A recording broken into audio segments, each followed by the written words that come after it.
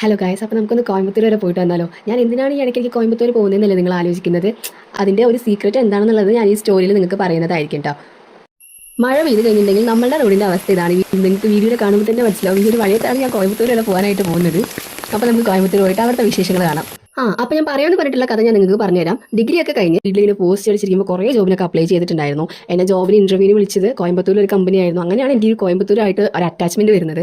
അങ്ങനെ ഞാൻ ഇൻ്റർവ്യൂവിന് വിളിച്ചു, ഇൻ്റർവ്യൂവിനൊക്കെ പോയി അറ്റൻഡ് ചെയ്തു, സെലക്ട് ആയി. പിന്നെ നമ്മളവിടെ വർക്കിനൊക്കെ പോയിട്ടുണ്ടായിരുന്നു.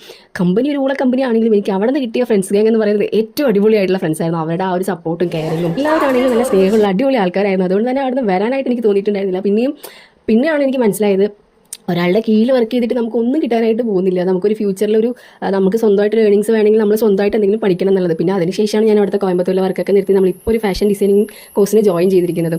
പിന്നെ നമ്മൾ ഇടയ്ക്ക് കോയമ്പത്തൂർ പോകുന്നത് ഇവരെയൊക്കെ കാണാനായിട്ട് മാത്രമാണ് കേട്ടോ. അങ്ങനെ നമ്മൾ നെക്സ്റ്റ് ഫുഡൊക്കെ കഴിക്കാനായിട്ട് പോയിട്ടുണ്ടായിരുന്നു. കോയമ്പത്തൂരിൽ എനിക്ക് ഫേവറേറ്റ് ആയിട്ടുള്ള ഒരു ഹോട്ടലാണ് HMR എന്ന് പറയുന്നത്. അവിടെ തന്നെ കയറി ഫുഡൊക്കെ കഴിച്ചു.